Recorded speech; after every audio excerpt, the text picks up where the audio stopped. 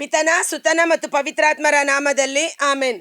ಖಂಡಿತಿ ಮಾಚಿನ್ನೆ ಗಗನದೊಳು ಸೂರ್ಯನ ಧರಿಸಿದ ಸ್ತ್ರೀಯವಳು, ಶೋಭಿಪ ಚಂದ್ರನ ಪಾದದಡಿ ಶಿರದಲ್ಲಿ 12 ತಾರೆಗಳ ಮುಕ್ಕುಟವು. ಖಂಡಿತಿ ಮಾಚಿನ್ನೆ ಗಗನದೊಳು.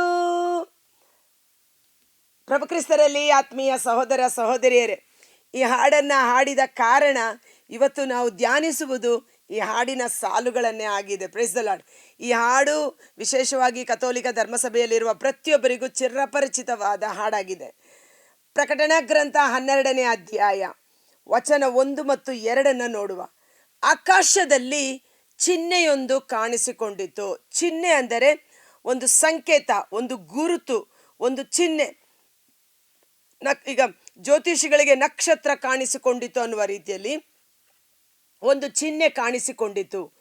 ಮಹಿಳೆಯೊಬ್ಬಳು ಸೂರ್ಯಭೂಷಿತಳಾಗಿದ್ದಳು, ಅಂದರೆ ಸೂರ್ಯನನ್ನು ಧರಿಸಿಕೊಂಡಿದ್ದಳು. ಭೂಷಿತಳು ಅಂದರೇನು? ಧರಿಸಿಕೊಳ್ಳುವುದು. ಸೂರ್ಯಭೂಷಿತಳಾಗಿದ್ದಳು. ಇಲ್ಲಿ ಆಕೆಯ ಪಾದದಡಿ ಚಂದ್ರನಿದ್ದನು. ತಲೆಯ ಮೇಲೆ 12 ನಕ್ಷತ್ರ ಖಚಿತವಾದ ಕಿರೀಟವಿತ್ತು. ಆಕೆ ತುಂಬು ಗರ್ಭಿಣಿ, ಪ್ರಸವ ವೇದನೆಯಿಂದ ನರಳುತ್ತಿದ್ದಳು. ಈ ಒಂದು ಘಟನೆಯನ್ನು ನಾವು ನೋಡುವಾಗ ಮೊಟ್ಟ ಮೊದಲದಾಗಿ ಕಥೋಲಿಕ ಧರ್ಮಸಭೆಯಲ್ಲಿ ವಿಶೇಷವಾಗಿ ಇದನ್ನು ಮತ್ತೆ ಮರಿಯಮ್ಮನವರಿಗೆ ಹೋಲಿಕೆ ಮಾಡಿ ನಾವು ಹಾಡುಗಳನ್ನು ಹಾಡುತ್ತೇವೆ. ಆದರೆ ಮುಂದಿನ ಘಟನೆಗಳು ನೋಡುವುದಾದರೆ ಒಂದು ರೀತಿಯಲ್ಲಿ ಅದು ಪರಿಪೂರ್ಣ ಇರಬಹುದು. ಆದರೆ ಇಲ್ಲಿ ಬರುವ ಸ್ತ್ರೀ ಮಾತೆ ಮರಿಯಮ್ಮ ಅಲ್ಲ. ಯಾಕಂದರೆ ಮುಂದೆ ಆಕೆ ತುಂಬು ಗರ್ಭಿಣಿ, ಪ್ರಸವ ವೇದನೆಯಿಂದ ನರಳುತ್ತಿದ್ದಳು, ಮಗುವಿಗೆ ಜನ್ಮ ಕೊಟ್ಟಳು ಎಂದು ಬರುತ್ತಾ ಇದೆ. ಮದರ್ ಮೇರಿ ಮತ್ತೆ ಗರ್ಭಿಣಿಯಾಗಿ ಮತ್ತೆ ಮಗುವಿಗೆ ಜನ್ಮ ಕೊಡಲು ಸಾಧ್ಯ ಇಲ್ಲ ಇದರಲ್ಲಿ. ಆದ ಕಾರಣ ಇದು ಒಂದು ಸಾಂಕೇತಿಕ, ಒಂದು ಚಿಹ್ನೆ. ಈ ಮಹಿಳೆಯನ್ನು ತೋರಿಸಿ ದೇವರು ಮತ್ತೊಂದು ಅರ್ಥವನ್ನು ನಮಗೆ ವಿವರಣೆ ಮಾಡುತ್ತಿದ್ದಾರೆ ಎಂಬುದನ್ನು ನಾವು ಗಮನದಲ್ಲಿಟ್ಟುಕೊಳ್ಳಬೇಕು. ಮಾತೆ ಮರಿಯಮ್ಮನವರು ಸಹ ಧರ್ಮಸಭೆಯ ತಾಯಿ ಎಂದು ಕರೆಯಲ್ಪಡುತ್ತೇವೆ, ಅವರನ್ನು ಗೌರವಿಸುತ್ತೇವೆ ನಾವು. ಕಾರಣ, ರಕ್ಷಕನಾದ ಯೇಸುವನ್ನು ತನ್ನ ಉದರದಲ್ಲಿ, ತನ್ನ ಗರ್ಭಗುಡಿಯಲ್ಲಿ, ಮಂಜೂಷವೆಂಬ ಗರ್ಭಗುಡಿಯಲ್ಲಿ ಧರಿಸಿದ ಸ್ತ್ರೀ, ಪವಿತ್ರಾತ್ಮರಿಂದ ಭೂಷಿತಳಾಗಿದ್ದಂಥ ಮರಿಯಮ್ಮ. ಯೇಸುವಿನ ಸ್ವರ್ಗಾರೋಹಣದ ನಂತರ ಧರ್ಮಸಭೆಯ ನಾಯಕನಾಗಿರಬೇಕಾಗಿದ್ದ ಪೇತ್ರ ಮತ್ತು ಶಿಷ್ಯರು ಚದುರಿಸಲ್ಪಟ್ಟ ಸಮಯದಲ್ಲಿ ಅವರೆಲ್ಲರನ್ನು ಒಟ್ಟುಗೂಡಿಸಿ ಪ್ರಾರ್ಥನೆಯಲ್ಲಿ ತಲ್ಲೀನರಾಗಿಸಿ ಪವಿತ್ರಾತ್ಮರ ಅಭಿಷೇಕವನ್ನು ಪಡೆದುಕೊಂಡು ದೇವರ ಸಭೆಯನ್ನು, ದೇವರ ಕಾರ್ಯವನ್ನು ಮುನ್ನಡೆಸಲು ಒಂದು ಸಭೆಯಾಗಿ, ಕುಟುಂಬವಾಗಿ ಅವರನ್ನು ಜೋಡಿಸಿ ಮುನ್ನಡೆಸಿದ್ದು ಮಾತೆ ಮರಿಯಮ್ಮನವರು. ಆದ ಕಾರಣ ಧರ್ಮಸಭೆಯ ತಾಯಿ ಎಂದು ಆಕೆಯನ್ನು ಗೌರವಿಸಲಾಗುತ್ತದೆ. ಇಲ್ಲಿ ಒಂದು ಸ್ತ್ರೀ ಚಿಹ್ನೆಯಾಗಿ ಕಂಡು ಬರುತ್ತಾರೆ. ಗಲಾತಿಯರಿಗೆ ಬರೆದ ಪತ್ರ 4ನೇ ಅಧ್ಯಾಯ ವಚನ 21 ಮೇಲ್ಪಟ್ಟು ನಾವು ನೋಡ್ತೇವೆ. 22ನೇ ವಚನ ಓದೋಣ. ಇದೊಂದು ಅಲಂಕಾರ ರೂಪ. ಅಲಂಕಾರ ರೂಪ ಅಂದರೆ ಕಂಪ್ಯಾರಿಸನ್ ಮಾಡಿ ಹೇಳುವಂಥದ್ದು. ಆ ಇಬ್ಬರು ಸ್ತ್ರೀಯರು 2 ಒಡಂಬಡಿಕೆಗಳಿಗೆ ಸದೃಶರಾಗಿದ್ದಾರೆ. ಒಂದು ಸೀನಾಯಿ ಪರ್ವತದಲ್ಲಿ ಮಾಡಲಾದ ಒಡಂಬಡಿಕೆ, ಅದು ದಾಸತ್ವಕ್ಕೆ ಮಕ್ಕಳನ್ನು ಎರುತ್ತದೆ, ಅದನ್ನು ಸೂಚಿಸುವವಳೆ ದಾಸಿ ಹಾಗರಳು. ಮತ್ತೊಂದು ಸ್ವರ್ಗೀಯ ಜೆರುಸಲೇಮ್, ದಾಸಿ ಅಲ್ಲ ಸ್ವತಂತ್ರಳು, ಈಕೆ ನಮ್ಮ ತಾಯಿ. ಇಬ್ಬರು ಸ್ತ್ರೀಯರನ್ನ, ಅಬ್ರಹಾಮನಿಗೆ 2 ಹೆಂಡತಿಯರಿದ್ದರು, ಸಾರಾ ಮತ್ತು ಹಾಗರಳು. ಹಾಗರಳು ದಾಸಿ, ಸಾರಾ ಧರ್ಮಪತ್ನಿ. ಹಾಗರಳು ದಾಸಿಯಾದ ಕಾರಣ ಅದು ಸೀನಾಯಿ ಪರ್ವತದಲ್ಲಿ ಮಾಡಲಾದ ಒಡಂಬಡಿಕೆ ದಾಸತ್ವಕ್ಕೆ ಮಕ್ಕಳನ್ನು ಎರುತ್ತದೆ. ಆ ಒಡಂಬಡಿಕೆಯನ್ನು ಪಾಲನೆ ಮಾಡಲು ಜನರಿಗೆ ಸಾಧ್ಯವಾಗಲಿಲ್ಲ. ದಾಸತ್ವ, ಗುಲಾಮತನಕ್ಕೆ ಅವರು ಸಿಕ್ಕಿಕೊಂಡರು ಎಂಬುದಾಗಿ. ಮತ್ತೊಂದು ಸ್ತ್ರೀಯನ್ನು ಹೋಲಿಕೆ ಅಲಂಕಾರ ರೂಪ, ಜೆರುಸಲೇಮ್, ಸ್ವರ್ಗೀಯ ಜೆರುಸಲೇಮ್, ನೂತನ ಜೆರುಸಲೇಮ್, ಸ್ವರ್ಗದಿಂದ ಇಳಿದು ಬರುವ ಜೆರುಸಲೇಮ್, ಸಜ್ಜನರು, ರಕ್ತಸಾಕ್ಷಿಗಳು, ಸ್ವರ್ಗೀಯ ನಿವಾಸಿಗಳನ್ನು ಒಳಗೊಂಡ ಜೆರುಸಲೇಮ್ ಎಂದು ಅಲಂಕಾರ ರೂಪ. ಇಬ್ಬರು ಸ್ತ್ರೀಯರು ಎಂದು ಮಾತನಾಡಿ ಆ ಸ್ತ್ರೀಯರು ಯಾವುದಕ್ಕೆ ಹೋಲಿಕೆ ಮಾಡಲಾಗಿದೆ ಎನ್ನುವ ರೀತಿಯಲ್ಲಿ. ಆದ ಕಾರಣ ಇಲ್ಲಿ ಹೋಲಿಕೆ ಮಾಡುವ ಸ್ತ್ರೀ ಮರಿಯಳಾಗಿರಲು ಸಾಧ್ಯವಿಲ್ಲ. ಅವರು ಈಗಾಗಲೇ ಯೇಸುವಿಗೆ ಜನ್ಮ ಕೊಟ್ಟು ಸ್ವರ್ಗಾರೋಹಣರಾಗಿ ಸರ್ವೇಶ್ವರನ ಸ್ವರ್ಗೀಯ ಸ್ವಾಸ್ಥ್ಯಾನದಲ್ಲಿ ಇದ್ದಾರೆ ಎಂಬುದು ಅಲ್ವಾ. ಸೊ ಆದ ಕಾರಣ ಇದು ಯಾವುದನ್ನು ಸೂಚಿಸುತ್ತದೆ? ಉದಾಹರಣೆಗೆ ನೋಡಿ, ಮಹಿಳೆಯೊಬ್ಬಳು ಸೂರ್ಯ ಭೂಷಿತಳಾಗಿದ್ದಳು. ಸೂರ್ಯ ಅಂದರೆ ಯಾರು? ಮಲಾಕಿ 4:2 ನಾವು ನೋಡ್ತೇವೆ, ನೀತಿಯ ಸೂರ್ಯನು ಅವರ ಮಧ್ಯದಲ್ಲಿ ಉದಯಿಸುವನು. ನೀತಿಯ ಸೂರ್ಯ ಪ್ರಭು ಯೇಸು ಆಗಿದ್ದಾರೆ. ರೋಮ 13:14 ನಾವು ನೋಡ್ತೇವೆ, ದೇಹದ ದುರಿಚ್ಛೆಗಳಿಗೆ ಬಲಿಯಾಗದೆ ಕ್ರಿಸ್ತಾಂಬರರಾಗಿರಿ, ಕ್ರೈಸ್ತನನ್ನು ಧರಿಸಿಕೊಳ್ಳಿರಿ. ಗಲಾತ್ಯ 3:27 ನಾವು ನೋಡ್ತೇವೆ, ಯಹೂದ್ಯರಾಗಲಿ ಗ್ರೀಕರಾಗಲಿ, ಹೆಂಗಸರಾಗಲಿ ಗಂಡಸರಾಗಲಿ, ದಾಸರಾಗಲಿ ಸ್ವತಂತ್ರರಾಗಲಿ, ಯಾರೇ ಆಗಲಿ ಯೇಸು ಕ್ರಿಸ್ತರೊಡನೆ ಒಂದಾಗುವುದಕ್ಕೆ ಸ್ನಾನ ದೀಕ್ಷೆ ಸಂಸ್ಕಾರ ಮಾಡಿಕೊಳ್ಳುವುದರ ಮೂಲಕ ನೀವೆಲ್ಲರೂ ಕ್ರಿಸ್ತಾಂಬರರಾಗಿದ್ದೀರಿ, ದೇವರ ಮಕ್ಕಳಾಗಿದ್ದೀರಿ. ಸೊ ನೀತಿಯ ಸೂರ್ಯ ಎಂಥ ಸೂರ್ಯ? ನೀತಿಯ ಸೂರ್ಯ. ನಮ್ಮ ಸ್ವಂತ ಸತ್ಕಾರ್ಯದಿಂದಲ್ಲ, ದೇವರ ನೀತಿಯಿಂದಲೇ ನಾವು ದೇವರಿಗೆ ಸತ್ಸಂಬಂಧವನ್ನು ಪಡೆದುಕೊಂಡಿದ್ದೇವೆ ಎಂಬ ಗುರುತಾಗಿ ಸೂರ್ಯನನ್ನ ಆ ಮಹಿಳೆ ಧರಿಸಿಕೊಂಡಿದ್ದಳು. ಈ ಮಹಿಳೆ ಬಹುಶಃ ಧರ್ಮ ಸಭೆಯನ್ನು ಸೂಚಿಸುತ್ತದೆ. ಮಧುವಣಿಗ ಯೇಸು, ಮಧುವಣಗಿತ್ತಿ ಧರ್ಮಸಭೆ. ಸೊ ಆಕೆಯ ಪಾದದಡಿ ಚಂದ್ರನಿದ್ದನು. ಈ ಚಂದ್ರ ಅನ್ನುವುದೇನು? ಈ ಮಹಿಳೆ ಅನ್ನುವಾಗ ನಮ್ಮ ಧರ್ಮಸಭೆಯನ್ನು ಸೂಚಿಸುತ್ತದೆ. ಧರ್ಮಸಭೆಯಲ್ಲಿರುವ ಮಕ್ಕಳು ಧರ್ಮಸಭೆ ಎಂಬುದಾಗಿ. ಪಾದದಲ್ಲಿ ಚಂದ್ರನಿದ್ದ. ಚಂದ್ರ ಏನು? ಚಂದ್ರನು ಸೂರ್ಯನಿಂದ ಹೊರಟು ಬರುವ ಬೆಳಕನ್ನು ಪಡೆದುಕೊಂಡು ಪ್ರಕಾಶಿಸುವಂಥದ್ದು. ಪಾದದಡಿಯಲ್ಲಿ ಚಂದ್ರ ಅಂದರೆ ಏನು? ನಾವು ನಿಂತಿರುವುದಾದರೂ ದೇವರ ಕೃಪೆಯಿಂದಲೇ, ನೀತಿಯ ಸೂರ್ಯನಿಂದ ಹೊರಟು ಬರುವ ಕೃಪೆ ಅಥವಾ ಅದರ ಬೆಳಕು ಬೆಳಗಿಸುವ ವಸ್ತುಗಳು ಕಂಗೊಳಿಸುವವು. ಸೂರ್ಯನ ಒಂದು ಮಹಿಮೆಯಿಂದ, ಪ್ರಕಾಶದಿಂದ ಚಂದ್ರ ನಕ್ಷತ್ರಗಳು ಬೆಳಗುವ ರೀತಿಯಲ್ಲಿ ದೇವರ ಕೃಪೆಯಿಂದ ಧರ್ಮಸಭೆ ನಿಂತಿದೆ ಎಂಬ ಒಂದು ಅರ್ಥದಲ್ಲಿ ನಾವು ಅದನ್ನು ಗ್ರಹಿಸಿಕೊಳ್ಳಬಹುದು. ತಲೆಯ ಮೇಲೆ 12 ನಕ್ಷತ್ರ ಖಚಿತವಾದ ಕಿರೀಟವಿತ್ತು. ಆ ಸ್ತ್ರೀಯ ಮೇಲೆ 12 ನಕ್ಷತ್ರ ಖಚಿತವಾದ ಕಿರೀಟ. ಈ 12 ನಕ್ಷತ್ರಗಳು ಎಂದರೆ, ಮೊದಲು ಕಿರೀಟ ಯಾರಿಗೆ ಸಿಗುತ್ತದೆ? ಜಯ ಹೊಂದುವವನು ನಿತ್ಯ ಜೀವದ ಕಿರೀಟವನ್ನು ಧರಿಸಿಕೊಳ್ಳುವನು. ಯಾಕೋಬ 1:12 ಕಷ್ಟ ಸಂಕಟಗಳನ್ನು ತಾಳ್ಮೆಯಿಂದ ಸಹಿಸಿಕೊಳ್ಳುವವನು ಧನ್ಯನು, ಅವನಿಗೆ ದೇವರು ನಿತ್ಯ ಜೀವದ ಕಿರೀಟವನ್ನು ಇರಿಸಿದ್ದಾರೆ. ಆ ಕಿರೀಟ ಜಯ ಹೊಂದಿದ ಮಕ್ಕಳು ಎಂಬುದನ್ನು ಸೂಚಿಸುತ್ತದೆ. ನೀತಿಯ ಸೂರ್ಯ ಪ್ರಭು ಯೇಸುವನ್ನು ಧರಿಸಿಕೊಂಡವರು, ಕ್ರಿಸ್ತಾಂಬರರಾಗಿರುವವರು. ಆ ಮಹಿಳೆ ಧರ್ಮಸಭೆ ಅಂದರೇನು? ದೇವರ ದೇಹವನ್ನು ಸೂಚಿಸುತ್ತದೆ, ದೇವರ ಸಭೆಯನ್ನು ಸೂಚಿಸುತ್ತದೆ. ಧರ್ಮಸಭೆ ದೇವರ ದೇಹವಾದ ಕಾರಣ ನೀತಿಯ ಸೂರ್ಯ ಆಕೆಯ ತಲೆಯ ಮೇಲೆ ಪ್ರಕಾಶಮಯವಾಗಿತ್ತು. ತಲೆ, ಶಿರಸ್ಸು ಯೇಸು ಆಗಿದ್ದಾರೆ. ಪಾದದಲ್ಲಿ ಚಂದ್ರ ಅಂದರೆ ಯೇಸುವಿನ ಕೃಪೆಗಳು, ಯೇಸುವಿನ ನೀತಿಯ ಮೂಲಕ ನಾವು ರಕ್ಷಿಸಲ್ಪಟ್ಟಿದ್ದೇವೆ.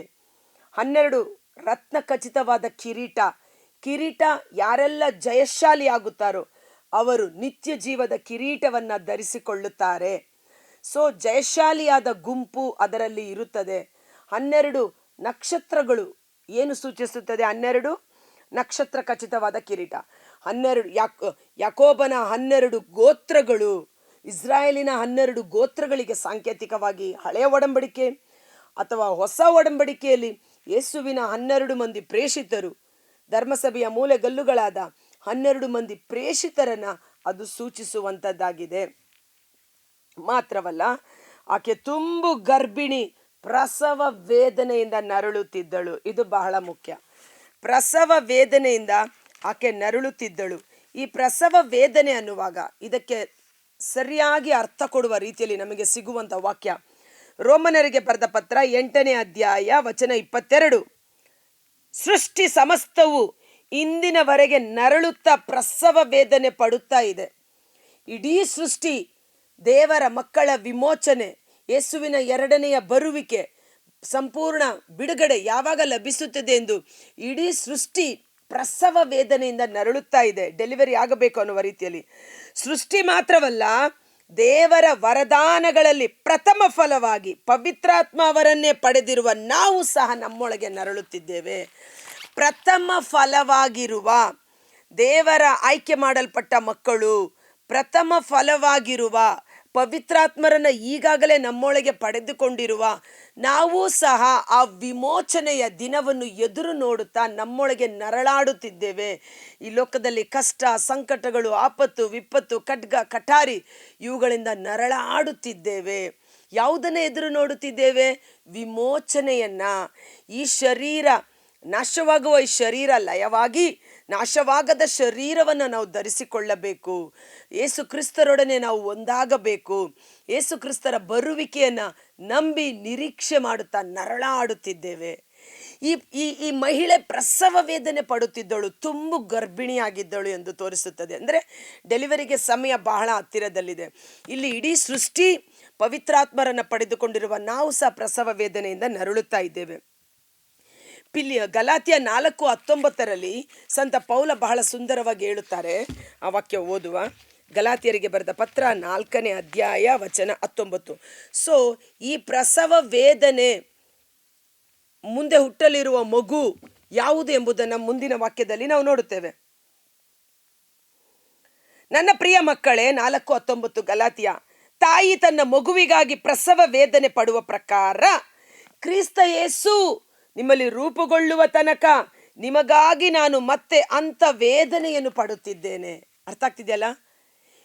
ಯೇಸು ನಮ್ಮಲ್ಲಿ ಸಂಪೂರ್ಣವಾಗಿ ರೂಪುಗೊಳ್ಳಬೇಕು, ನಾವು ರೂಪಾಂತರ ಹೊಂದಬೇಕು, ಜೀವೋದ್ಧಾರದ ಸಂಪೂರ್ಣತೆ, ಪರಿಪೂರ್ಣತೆ ಆಗಬೇಕು. ಯೇಸುವಿನ 2ನೇ ಬರುವಿಕೆಯ ಸಮಯದಲ್ಲಿ ಆಗುವಂಥದ್ದು. ಯೇಸು ನಿಮ್ಮಲ್ಲಿ ರೂಪುಗೊಳ್ಳುವ ತನಕ ನಾನು ನಿಮಗಾಗಿ ಪ್ರಸವ ವೇದನೆ ಪಡುತ್ತಿದ್ದೇನೆ ಎಂದು ಸಂತ ಪೌಲರು ಹೇಳುತ್ತಾರೆ. ಸಂತ ಪೌಲ ಗಂಡಸು, ಅವರು ಹೇಗೆ ಪ್ರಸವ ವೇದನೆ ಪಡಲು ಸಾಧ್ಯ? ಗಂಡಸು ಮಕ್ಕಳನ್ನು ಹೆರಲು ಸಾಧ್ಯವಿಲ್ಲ.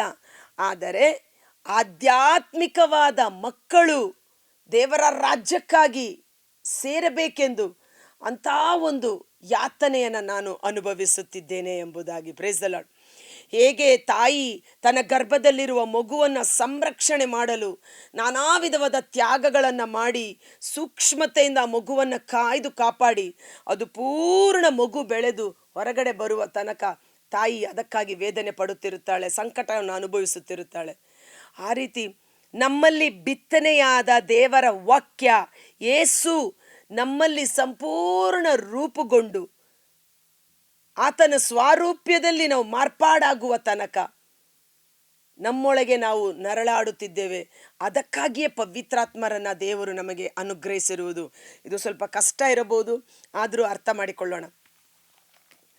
ಅದನ್ನೇ ಯೋಹಾನ 16:20-21 ಒಂದು ಗರ್ಭಿಣಿ ಸ್ತ್ರೀ ಪ್ರಸವ ವೇದನೆ ಪಡುವಾಗ ಎಷ್ಟು ನೋವಿನಲ್ಲಿ ಇರುತ್ತಾಳೆ. ಆದರೆ ಪ್ರಸವದ ನಂತರ ಮಗುವನ್ನು ಕೈಯಲ್ಲಿ ಎತ್ತಿಕೊಂಡಾಗ ಆ ನೋವನ್ನೆಲ್ಲ ಮರೆತು ಮತ್ತೊಬ್ಬ ಮನುಷ್ಯ ಈ ಲೋಕದಲ್ಲಿ ಜನಿಸಿದ್ದಾನೆಂದು ಸಂತೋಷಿಸುತ್ತಾಳಲ್ಲವೇ? ಅದೇ ರೀತಿಯಲ್ಲಿ ಪ್ರಭು ಯೇಸುವನ್ನು ಮತ್ತೆ ನಾವು ಎದುರುಗೊಂಡಾಗ ಈ ಲೋಕದಲ್ಲಿ, ಈ ಶರೀರದಲ್ಲಿ ನಾವು ಪಟ್ಟ ಎಲ್ಲ ಕಷ್ಟ ಸಂಕಟಗಳು ತೃಣ ಮಾತ್ರ. ಆದರೆ ಯೇಸುವಿನ ಮಹಿಮೆಯಲ್ಲಿ ನಮಗೆ ದೊರಕುವ ಸಂತೋಷ ವರ್ಣಿಸಲು ಅಸಾಧ್ಯವಾದದ್ದಾಗಿರುತ್ತದೆ. Praise the Lord. ಸೊ ಈ ತುಂಬು ಗರ್ಭಿಣಿ ಪ್ರಸವ ವೇದನೆಯಿಂದ ನರಳುತ್ತಾ ಇದ್ದಳು. ಇದು ಈಗಿನ ಧರ್ಮ ಸಭೆಯನ್ನು ಸೂಚಿಸುತ್ತದೆ. ಅದಕ್ಕೆ ಯೇಸುಸ್ವಾಮಿ ಹೇಳಿದ್ದು ಯೋಹಾನ 8:37 ನಿಮಗೆ ನನ್ನ ಮಾತು ಹಿಡಿಸದ ಕಾರಣ ನೀವು ನನ್ನನ್ನು ಕೊಲ್ಲಲು ಹವಣಿಸುತ್ತೀರಿ. ಗರ್ಭಧರಿಸಿದ ಆ ವಾಕ್ಯ ನಮಗೆ ಇಷ್ಟ ಇಲ್ಲದೆ ಹೋದಾಗ ಆ ವಾಕ್ಯವನ್ನೇ ನಾವು ಕೊಂದು ಹಾಕುತ್ತೇವೆ. ಹೇಗೆ ಗರ್ಭದಲ್ಲಿರುವ ಮಗುವನ್ನು ಅಬೋಷನ್ ಮಾಡಿಬಿಡ್ತೇವೆ, ಆ ರೀತಿ ಧರ್ಮಶಾಸ್ತ್ರಿಗಳು ಫರಿಸಾಯರನ್ನ ಕುರಿತು ಹೇಳಿದ್ದರು, ನಿಮಗೆ ನನ್ನ ಮಾತುಗಳು ಹಿಡಿಸದ ಕಾರಣ ನೀವು ಅದನ್ನು ಕೊಲ್ಲಲು ಹವಣಿಸುತ್ತೀರಿ.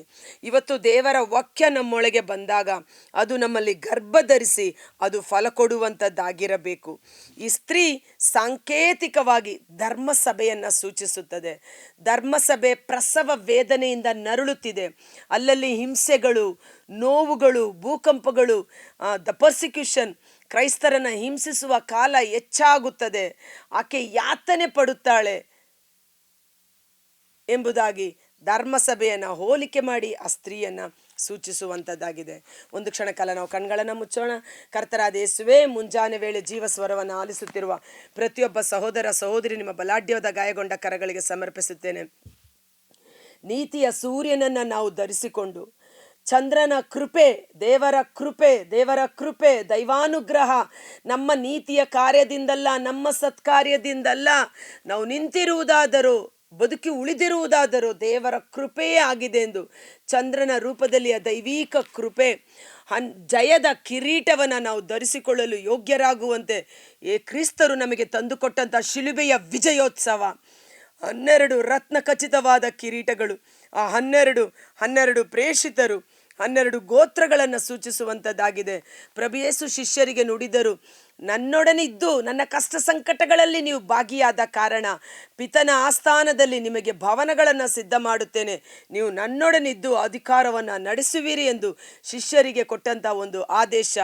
ಈ ಸಮಯದಲ್ಲಿ ನಾವು ಸಹ ಆ ತುಂಬು ಗರ್ಭಿಣಿ ಹೇಗೆ ಪ್ರಸವ ವೇದನೆಯನ್ನು ಅನುಭವಿಸುತ್ತಿದ್ದಾರೋ, ಪವಿತ್ರಾತ್ಮರನ್ನು ನಮ್ಮೊಳಗೆ ಈಗಾಗಲೇ ನಾವು ಪಡೆದುಕೊಂಡಿದ್ದರೂ ಸಹ ಈ ಶರೀರದ ದುರಿಚ್ಛೆಗಳು, ಈ ಶರೀರದ ವ್ಯಾಮೋಹಗಳ ನಿಮಿತ್ತ ನಮ್ಮೊಳಗೇ ನಾವು ನರಳಾಡುತ್ತಿದ್ದೇವೆ. ಆತ್ಮರ ಸ್ವಭಾವ ಶರೀರ ಸ್ವಭಾವಕ್ಕೆ ವಿರುದ್ಧವಾದುದು.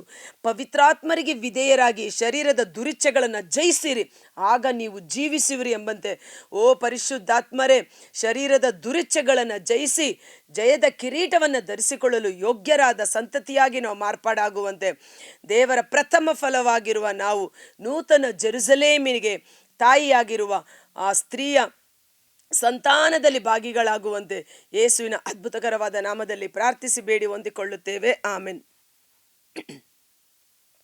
God bless you. ಈ ವಿಡಿಯೋ ಲಿಂಕನ್ನು ಪರರಿಗೂ ಶೇರ್ ಮಾಡಿ ದೇವರ ಆಶೀರ್ವಾದವನ್ನು ಹೊಂದಿಕೊಳ್ಳಿ. Thank you.